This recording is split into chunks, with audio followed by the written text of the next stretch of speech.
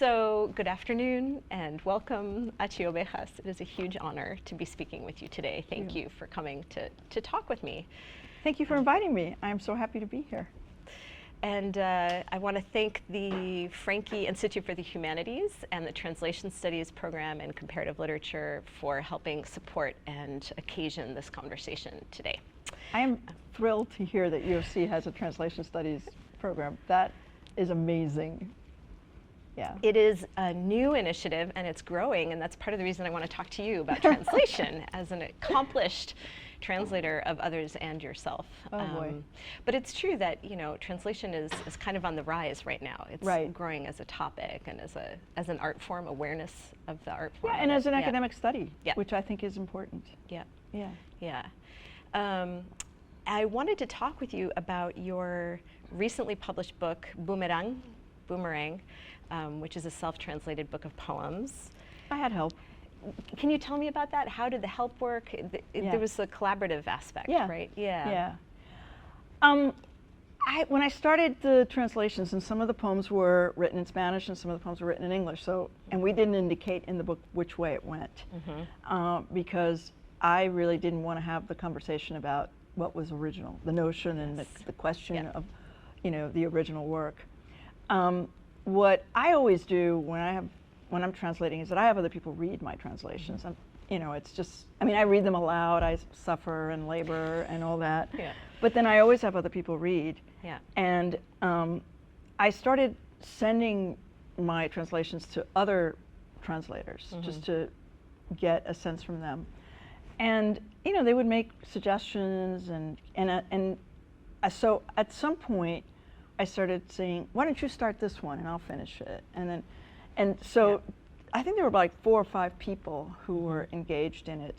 A couple of the translations actually came from, like, Eduardo Aparicio did Volver, because we had a big translation conference in the Bay Area, and he came out for it, and we were going to read it together, and so he decided he wanted to do the translation, and I was thrilled because he is an absolutely magnificent translator of poetry. I don't know if you saw what he did with Legna Iglesias Rodriguez, but it's just beautiful, extraordinary work. You know, translated these sonnets. I mean, sonnets are so hard to translate. You know, and he did an absolutely astonishing job, and he's also just a dear friend of mine from many years. So it was thrilling to do that, to have him do that, and then I went over it and just sort of played and dicked around with it. I find that for me, translating myself is it's really hard because you want to play. You know, you really want to get in there, and you have license. It's your work. I mean, who's going to stop you? You know. I remember when I talked to Ariel Dorfman after he published Therapy, and he said it was the hardest thing he'd ever done because translating himself, he couldn't help but change some stuff. So the book actually wasn't perfectly ideally translated because he had actually messed around with some stuff. And that's interesting. Yeah, right? I find it fascinating. You know, but I do know that my voice in Spanish is different than my voice in English. My persona in Spanish is different than my persona in English. So it makes sense that poetically that would be the case as well. And one of the ways to sort of keep myself in line is to have somebody else get in there and do it. And then, you know, I'll go back in and I'll change that weird word that only Argentines use and make it, make it a Cubanismo instead, you know, or whatever. So I have like 4 follow-up questions, but how do you feel you're different in Spanish and English? Well, I have much greater confidence in English because even though Spanish is my original language, I don't have a formal education in Spanish. My formal education is all in English. And I am totally autodidactic in Spanish. And so, I mean, I think there's a big difference between being bilingual orally and actually getting in there and writing and, you know, creating in another language. And you know, I know the rules in English because I studied the rules in English. I stumble on the rules in Spanish. And I frequently reach out to people. I mean, I'm sure there are friends of mine who are just sick of it. You know, they see my email and they go, "Ay, Achy, ¿cómo te pregunta?" You know, you know. So, you know, there's that. You know, there's the confidence level, you know, about play, and I think, you know, I mean, I'm pretty profane in both languages, but I think I'm more. I'm more careful in Spanish, I think, and you know, Spanish is 18% longer than English, right? Yeah. And I think I kind of hold a little bit back on that 18%. My Spanish is probably only like 6 or 7% longer. You know, I tend to put a period beforehand. You know? Yeah. But, and you know, for a long time, my Spanish was private and domestic because that's where I spoke it. Yeah. You know, and even though my vocabulary extended that scenario, that was how I spoke it. You know, like I would have to remember to say usted because everybody was tú. Yeah. You know, and you know it now it's not like that. I mean, I've got a better sense of public-private because I've done so much, you know, presenting in Spanish and stuff like that. But I think it's how you experience things, really. You know, how it shapes who you are in each language. Yeah. Yep. Do you feel? Yes. I was gonna do that stealthily at some point. Everyone's in this room. Do you feel an urge to make the English and the Spanish correspond to each other closely in Boomerang, or did you allow some play? Like, how does the... Well, I hope I allowed some play. I mean, that was a really important book to play with.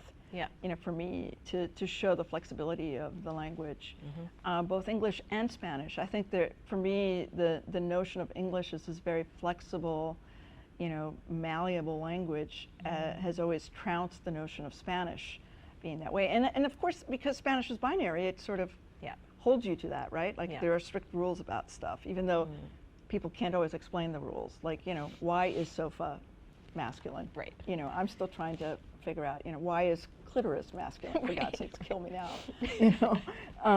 You know, nobody can really give a cogent explanation for how gender works in Spanish. And it's not like gender works the same way across all Romance languages. You can find words in Spanish that are, you know, masculine that'll be feminine in French. Yep. You know, so it's peculiar, this notion of gender, but I wanted to sort of upend that and play with that. And you know, I don't know that we were always consistent in Boomerang, but I think it opens the door to conversation, and it opens the door to possibility, and which is what I really wanted to sort of throw out there. Well, that's one of the aspects of the book, aside from the poems themselves being powerful and moving and vivid. Thank and really. The Kol Nidre poem, the Ana Mendieta poem, so many of them. And I'm interested in how your experiments with gender intertwine with those poems, because it is sort of like a topic and a tool, right? You're thinking about gender as a trope and as a sociological concept, and also a function of language, especially in Spanish. And so you write in the introduction or in the author's note that you're trying to write a mostly gender-free text. So I wonder if you could just speak to sort of the politics of that for you, like what you were trying to do with that experiment. Well, I mean, I think in part some of that came from the fact that I have two sons, and as you know, as a lesbian, I'm mostly, you know, raising them in a matriarchally centered universe, right? Our domestic, our internal private universe is pretty female centered. And I've often, you know, put myself in their place and tried to sort of imagine a little bit, I mean, they don't know any different because this is all they know, right? But at some point in their lives, they're going to especially when they get out of California, God knows, they're going to go, oh, gee. And they're going to have to rethink some things, you know. I mean, already I look at them and I see them sort of, you know, negotiating gender in ways very different from, say, my brother and my cohort of boy cousins. Yeah. So that was one thing. And also, I'm just, you know, I love words and I love language and I, you know, I mean, we had Seder last week and, you know, I spent 10 minutes talking about how much I love the word kimbombo. So that's kind of the stupidity of where I lie, you know. But I really wanted to think about what happens in a gender-free world, you know, and how reasonable, how feasible is a gender-free world. And one of the sort of immediate discoveries was that there were just some places where it was impossible to make things gender-free. Yeah. You know, the Ana Mendieta poem was a real example of that because everything that happened to Ana Mendieta happened to her because she was a woman. Yeah. And very specifically because she was a woman of color. Yeah. You know, here she was, this vibrant, incredibly creative, dynamic, passionate artist who had a very different way of seeing the world. And the New York, very white, very male, very moneyed art world treated her, you know, like absolute trash. And she suffered for it. It affected her art. Yeah. It affected what she did in her art, both materially and conceptually. Yeah. And so how then could I render her story in a non-gendered fashion? It would be like trying to talk about the ocean without talking about water. You know, it was impossible. And then there were more subtle moments, like when I wrote a little bit about my mother. And it's not just that she's my mother and she birthed me, it's that she was a woman from a very specific time. Yeah. And that time determined what she, as a woman, was allowed to do in this world. And therefore, when she crossed certain lines, it was a brave act. Right. You know, and to honor those brave acts, then to erase her gender would be to erase the bravery of those acts. I had to hold her as a woman in my heart and in my work in order to truly represent her in her time. That makes sense. That absolutely makes sense. Yeah. And with Ana Mendieta, also her work is so much about the figure, the female figure, and and the kinds of violences that are done to and it's very gendered dystopic work. regimes through which It's unavoidably gendered work because that was a whole lot of her subject. So But one thing that's so brilliant about that poem too is the way that you make Ana Mendieta. She at the same time sort of, I don't know if I want to say transcends gender, but embodies all genders, right? And yeah, she's the president of Coca-Cola and the mayor of Wichita and all that. Who are all Cubans. They're all Cuban, Cuban Americans.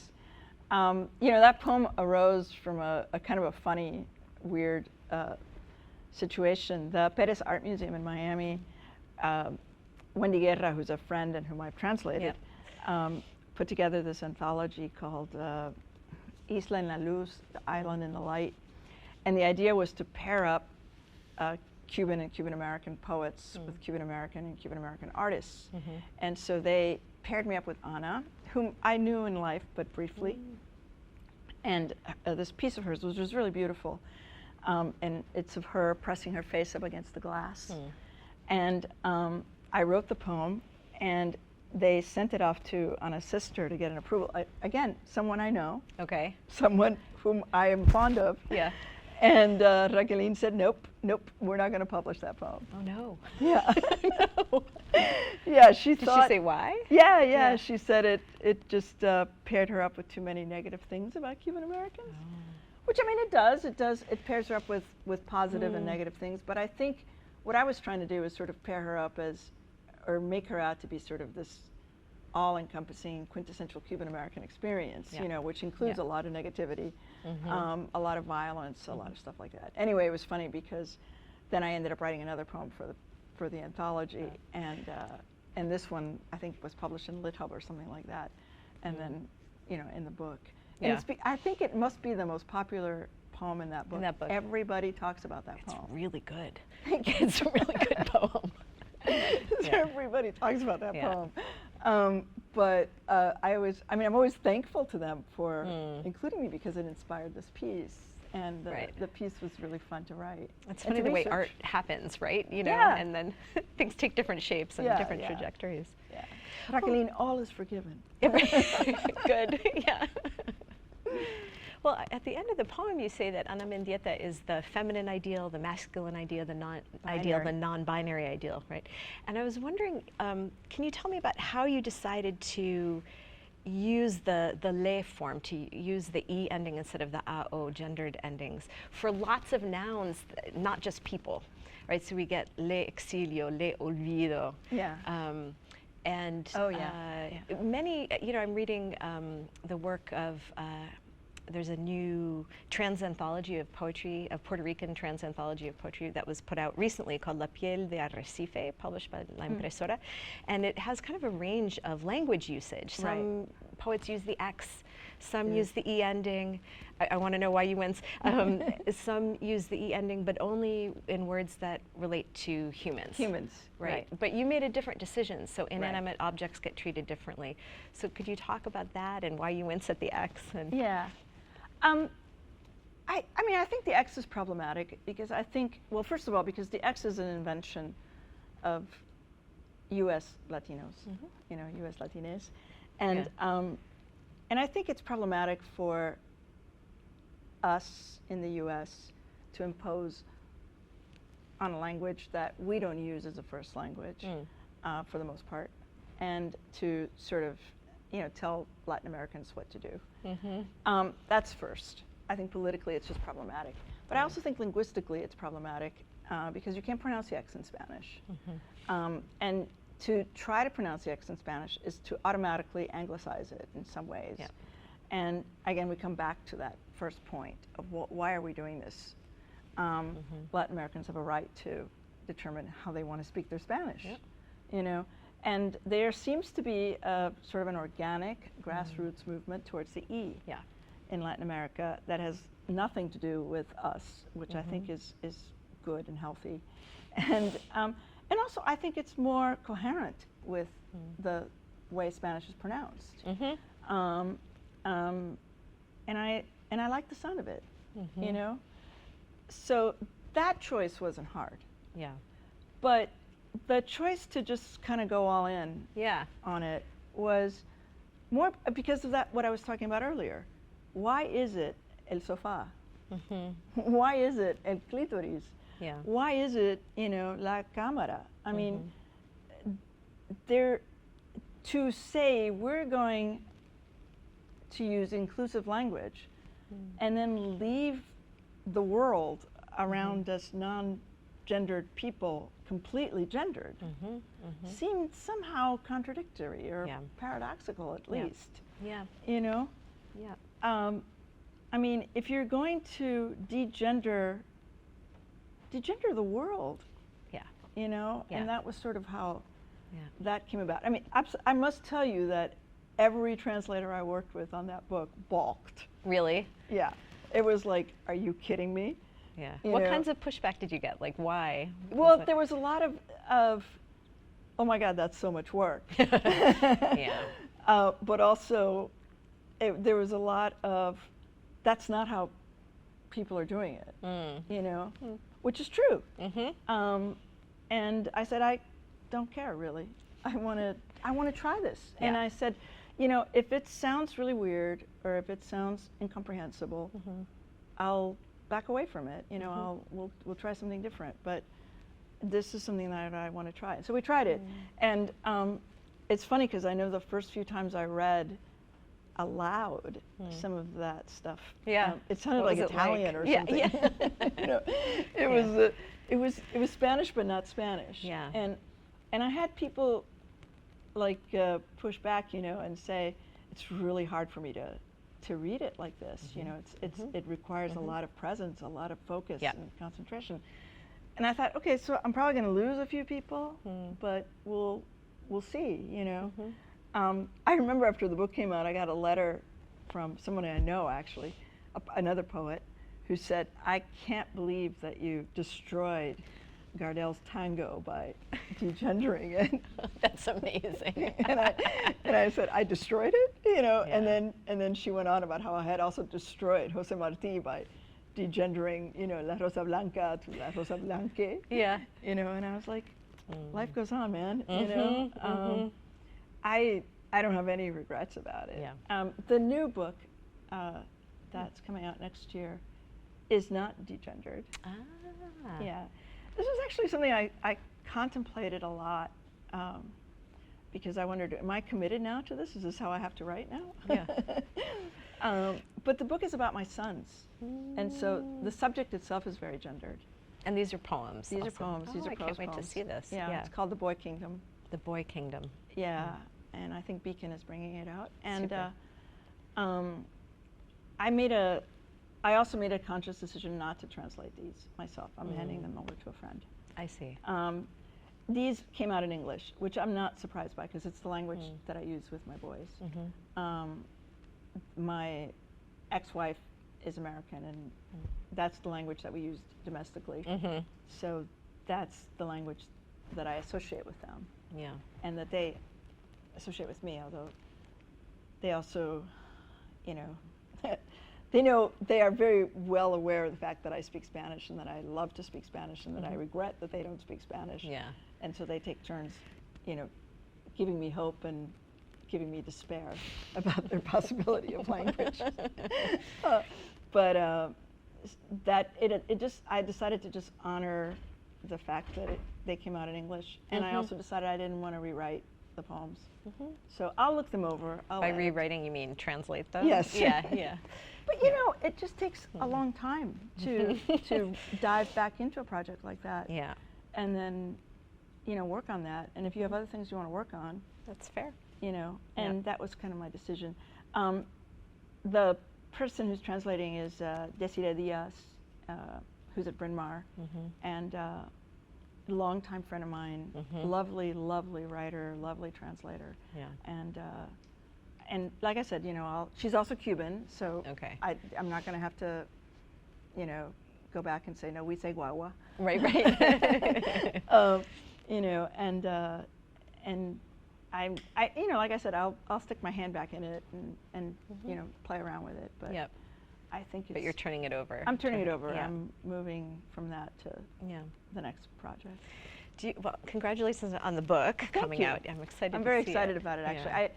I actually think The Boy Kingdom is the best thing I've ever written. Yeah. And I've never said that about a project. So Why do you feel that way? I think it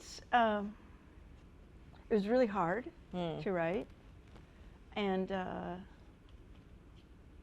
I think it's the most vulnerable I've ever been on the page, and a lot of the writing, I think. I mean, I'm just really happy with it. It's just it's nicely balanced. Everything about it. I mean, it's also the most personal thing I've ever written. I mean, it's a complete antithesis of Boomerang in that sense, because Boomerang has some personal poems, but it's a very public piece. There's a lot of work there about the world. Yeah. And about, you know, functioning in the world. And this is a very domestic, you know, book. It's about the boys. It's about raising the boys. It's about my divorce. It's about trying to be in the world as a single parent. Yeah. It's about, you know, being older, being single, you know, older with children, and trying to, you know, imagine what it might be like to find love again, or what it might be like to not find love again. Yeah. So it's a very vulnerable piece. I can send you the manuscript. Yes, please. I would love to see it. Do you think you'll ever write in gender-free form again, in poetry or prose, or? I might. I mean, I think that that's now a tool. You know, it's in the toolbox. It's there, and here's the thing. As much as I would like there to be this gender-free world, I grew up in a gendered world. Yeah. and my language is gendered. It isn't natural for me to say todes. I have to think about it. I want to say todes naturally. I want it to come organically, but I'm not always there. My language is, my natural conversational language lags behind the intellectual decision to experiment with non-gendered language. You know, the book is ahead of me in some ways, you know. And so I may very well in the future do that. Yeah. But I may not, and I'm not going to hold myself to it. I'm not going to, I thought about this for a long time. Like, you know, what is my obligation here now that I've done this? Yeah. But I also don't want it to be gimmicky, and I don't want it to, oh, she's the one who writes in non-gendered Spanish. Right. You know? Yeah. So we'll see where it goes. Yeah. You know, the world is big and wide and full of mystery. So we'll I love that you say that the book is ahead of you. That's such a beautiful way to put it. Yeah. I think it is. The book exists separate. It's of you, but not you. And yeah. Yeah. I mean, I think it's a, you know, and I told my editors at Beacon at the time. I said, you know, it's an experiment, and it's not going to fly with everybody, but I think it will have a life. Yeah. Because it's an experiment. Yes. Yep. Yep. Yeah. Yeah. Well, such an interesting moment in which the language is changing. Both English and Spanish are changing, right? To embrace a heightened awareness of non-binary existence. But it's so much easier in English. Although I think we made a terrible choice with they. With they? Yeah. You're not a fan? No, I mean, I am a fan in the sense that, you know, I've got, that is very easy for me to do. It's one word, for God's sake, you know. But no, but there were other choices, you know. Marge Piercy used pair, which is a great word. If you think about it, it comes from person. And she did this back in the 70s. Yeah. You know. This is a long conversation. Yeah, this is a long, long conversation. Yeah.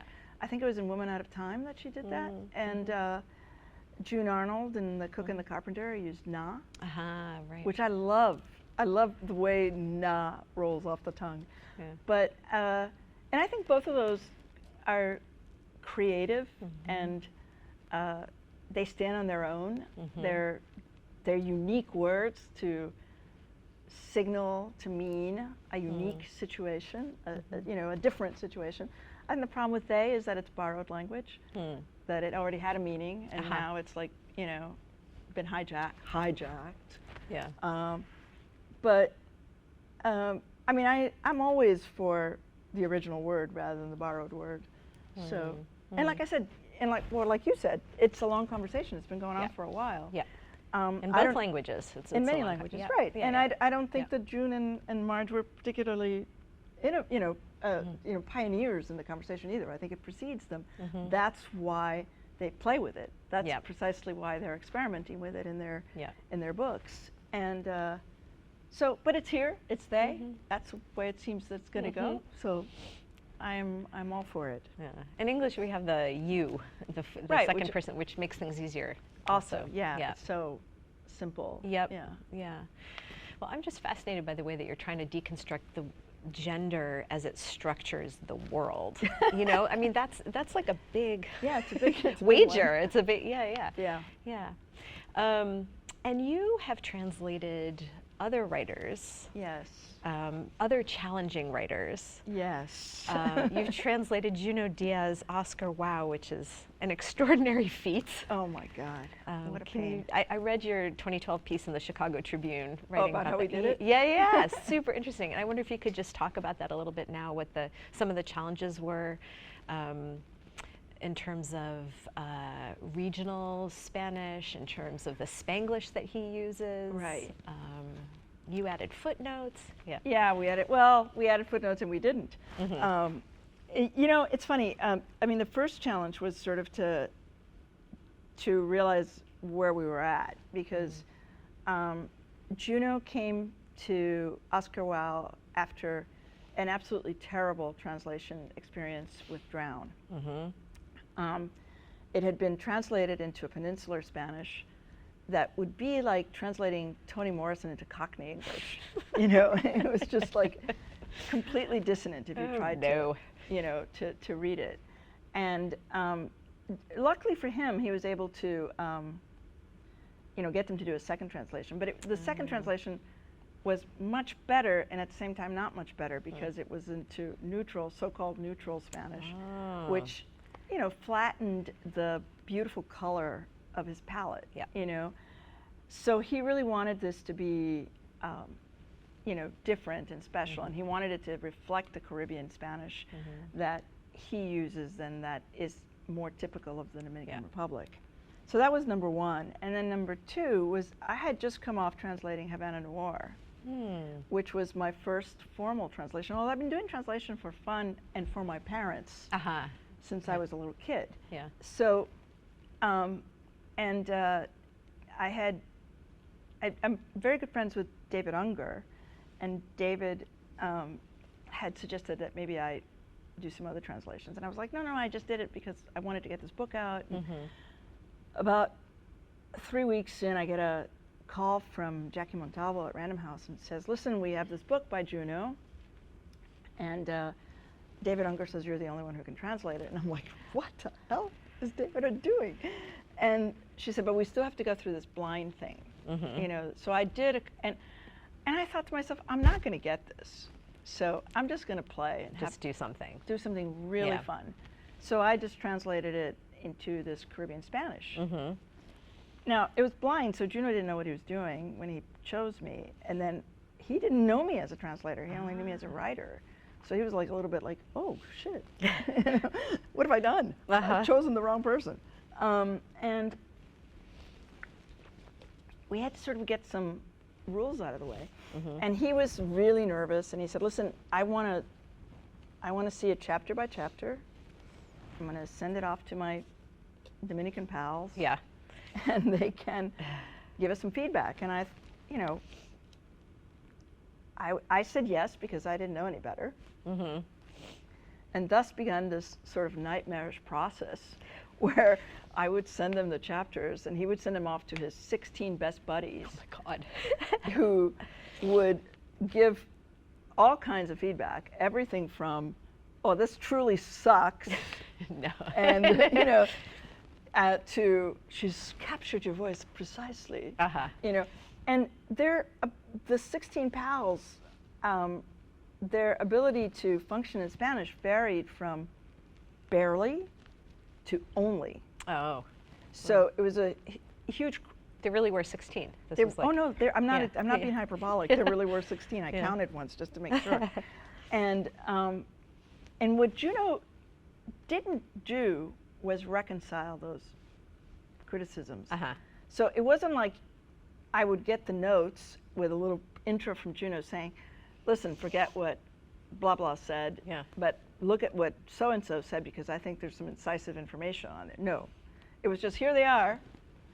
And then I had to make sense of this stuff and figure out like what mattered, what didn't matter. That's a lot of cooks in the kitchen. That's a lot of cooks in the kitchen. And Cuban Spanish and Dominican Spanish are very close, but they're also different. And a lot of the language is different. I listened to tremendous amounts of Dominican talk radio because I wanted to hear how people talked. Everybody said, just read this. And I was like, I need to hear them talk because this is a very lively book in a very conversational tone. You know, this is not formal writing, and even in the narrative, it's conversational.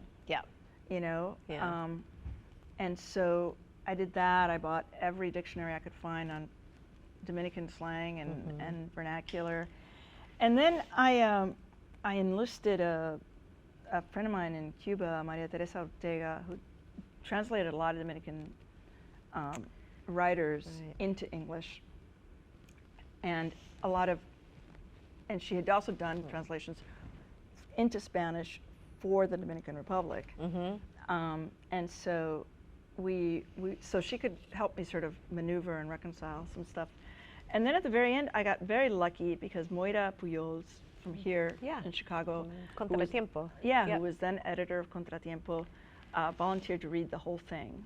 Ah. And she read it all. She marked a few places where the Cubanismos had sort of crawled through. Yeah. And wow, I'm very deeply embedded to her. Yeah. So that book was really such a collaborative and Yeah. massive project. It's funny because when This Is How You Lose Her landed on my desk, I told the editor, I said, we're going to do it very differently this time. And if Juno doesn't like it, he can go find somebody else. Because I'm not going to send him anything by chapter. Step by step, yeah. I'm going to just do this. And at the end of it, he can read it, he can have his 16 pals read it, he can do whatever he wants, but I'm not playing that game anymore. And also, we had already established a lot of that vocabulary. You know, I developed a dictionary as we went along. So, you know, but you coined words, right? And we coined a bunch in your of words. translation. Yeah, we coined a bunch of words. The big one was folking. Because, you know, Juno uses it prodigiously. And it's also, you know, it's a titanic word, right? In English, you can use it for anything. It's a noun, it's a verb, it's an adverb, it's whatever you want it to be. It's a command. Fuck! It's an exclamation. And there is no one word in Spanish that does the trick. We'd run into that, I'd run into that problem before with Adam Masbecker's children's book, Go the Fuck to Sleep.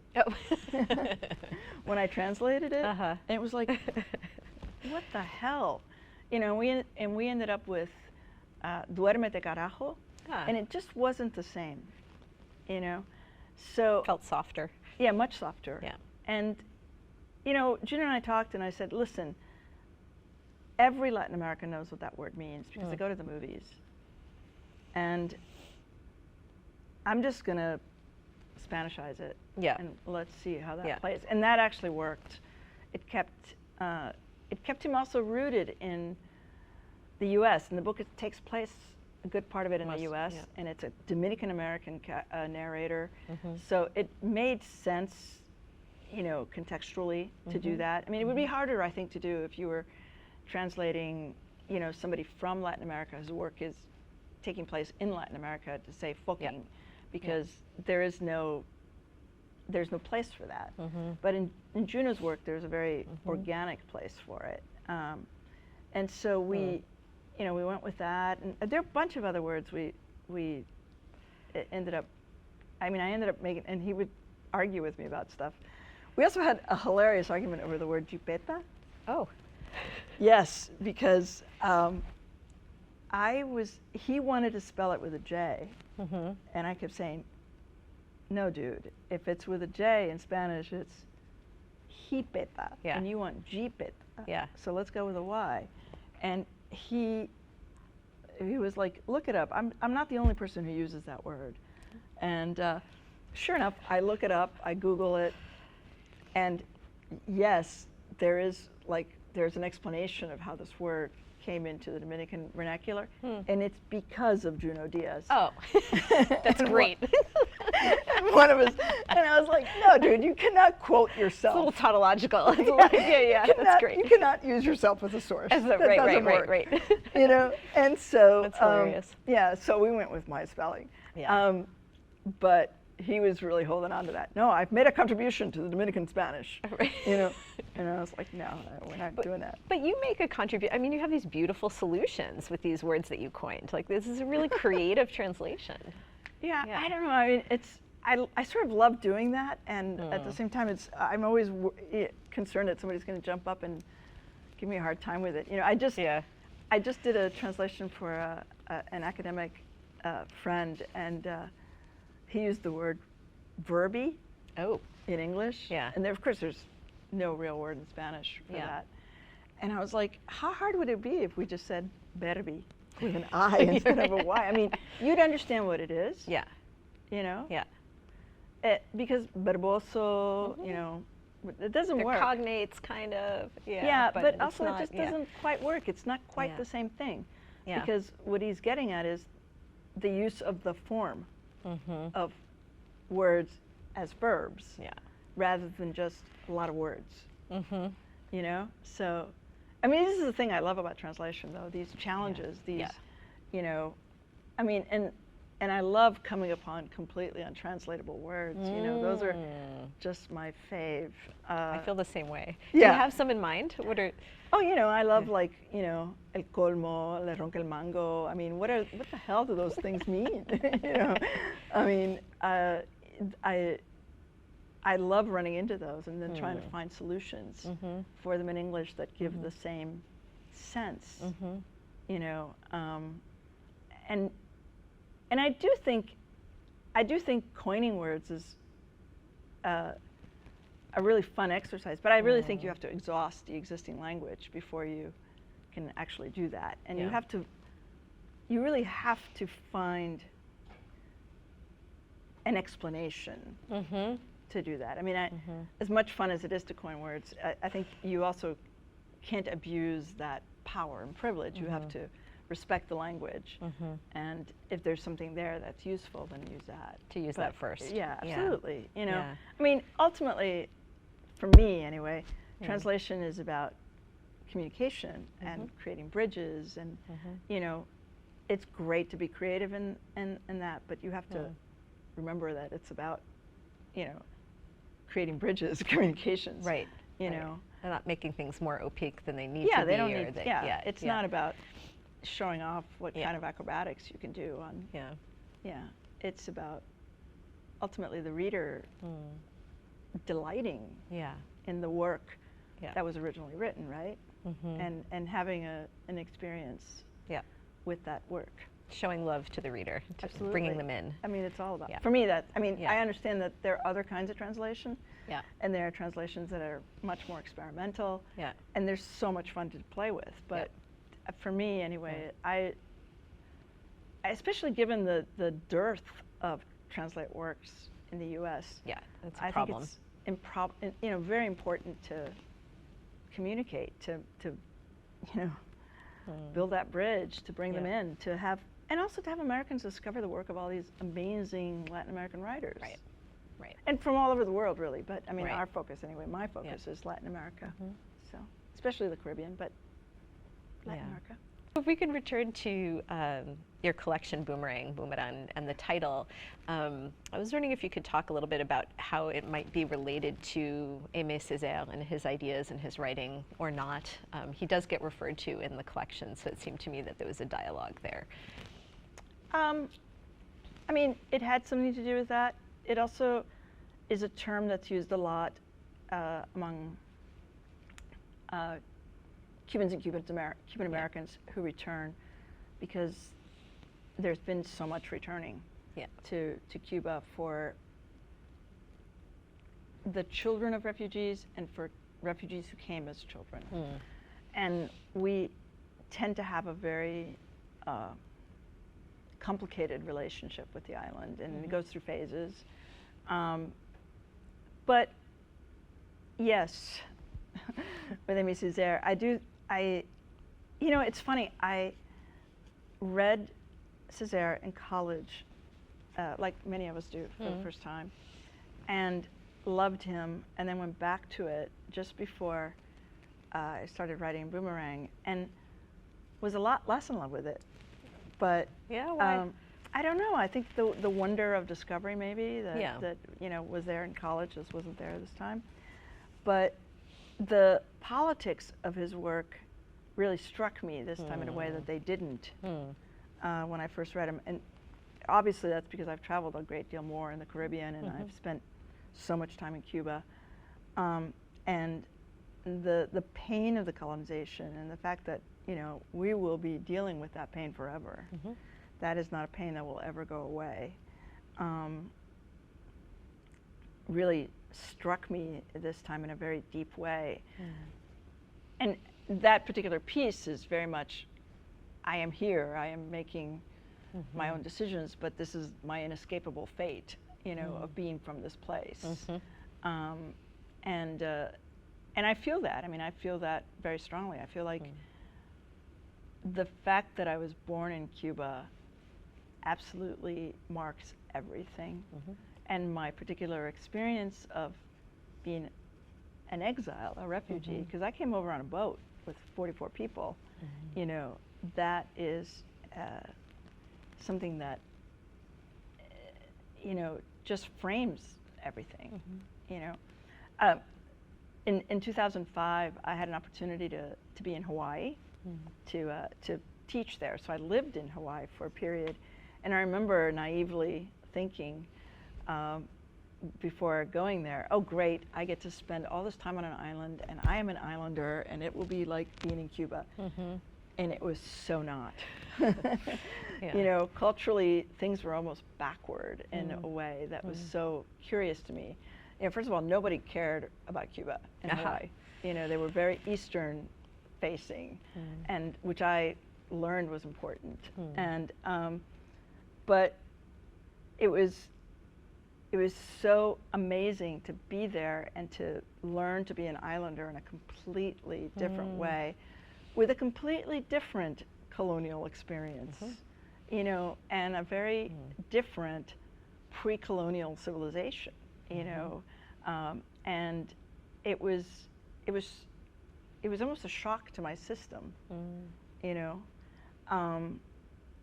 and it really made me reevaluate a lot of things and rethink a lot. I am constantly looking back on that experience as really seminal for me. You know, what was it about islandness that changed for you? Well, I mean, so many things. I mean, just little tiny things. For example, you know, in Cuba, in Havana, you know, we're constantly sitting on the malecón with our backs to the sea because our engagement is with what's on the street. Yeah. You know? In Hawaii, you turn your back to the water and 19 people jump and whirl you around because you don't turn your back to the ocean. You know? I was astounded that everybody pretty much knew how to swim or how to function in water.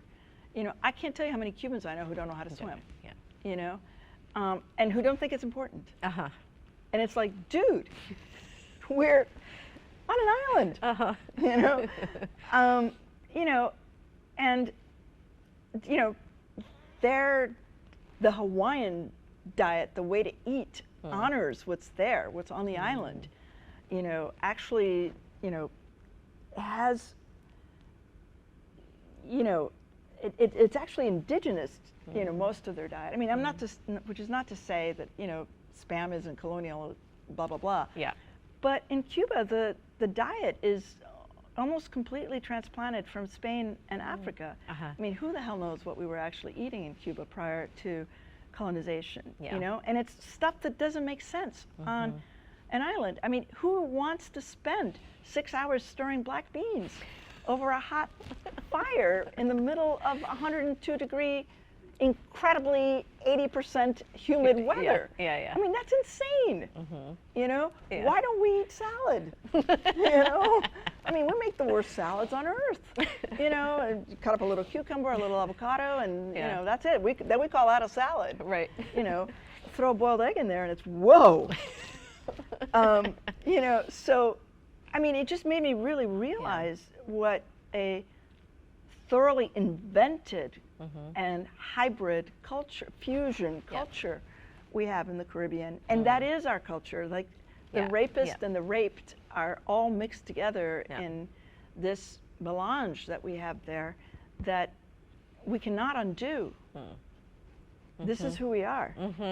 And I mean, you can talk all day about adaptability and blah, blah, blah, but this is who we are. I mean, you know, we're going to carry that forever. There's no getting around it. Well, it's super interesting, that comparison and how what that brought out for you about Cubanidad, if we can call it that. Yeah.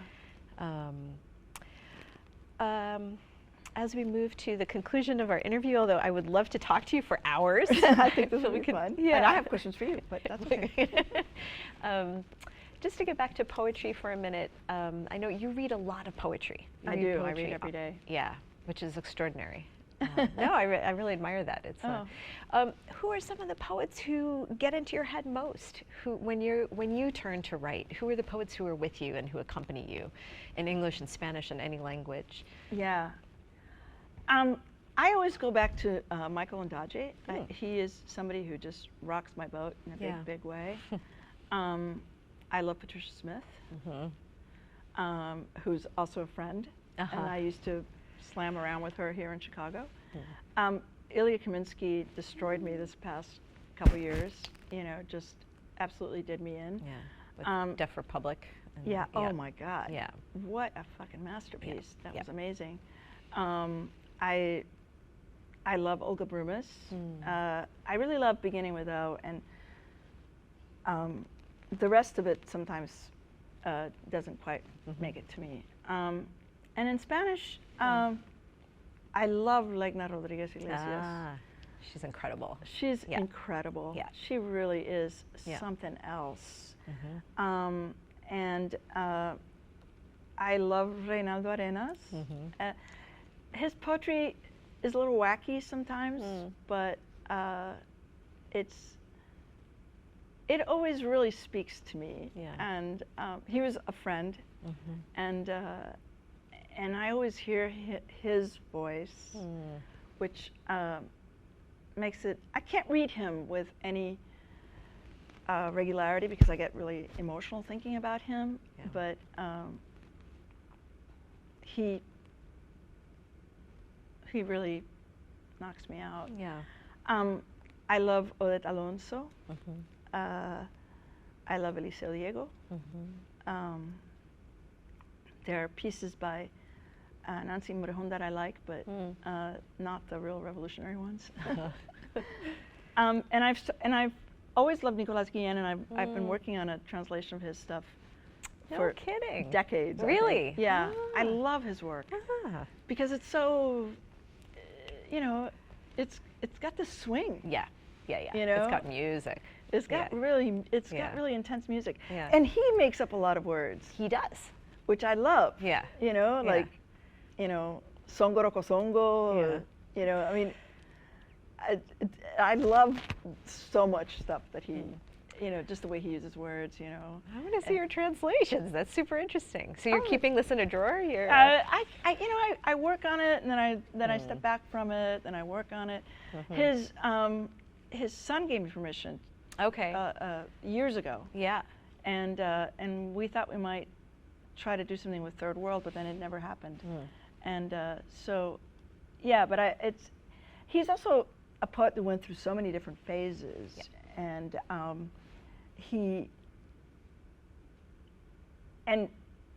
and the different phases also brought in so many different subjects. I mean, if you go back to his very early work, the Motivos de Son, you know, they're really playful and seemingly simple, but oh my God, how difficult to translate.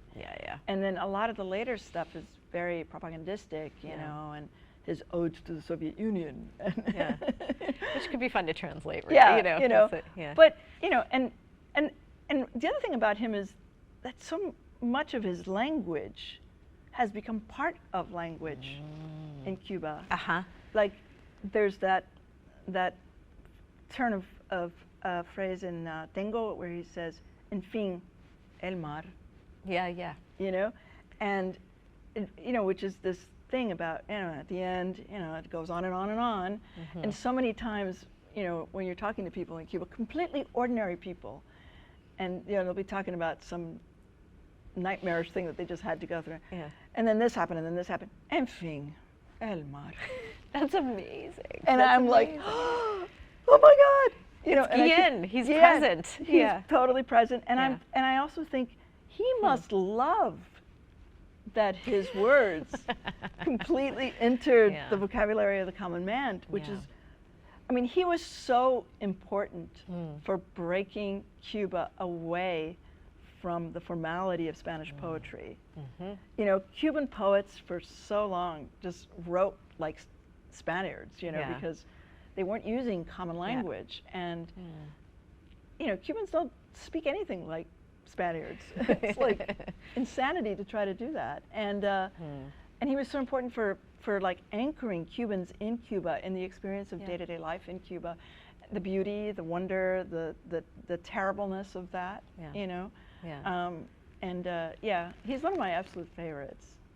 Oh, no, it's inspiring hearing you talk about him. And, you know, this sort of beautifully brings us back to where we started, thinking about how poets change the language, right? And what you're maybe trying to do with the experiment, as you call it, in Boomerang, right? And poetry can change the language. Absolutely. It absorbs and responds to spoken language, but it's a cycle, right? It's a mutually influencing. It goes, yeah.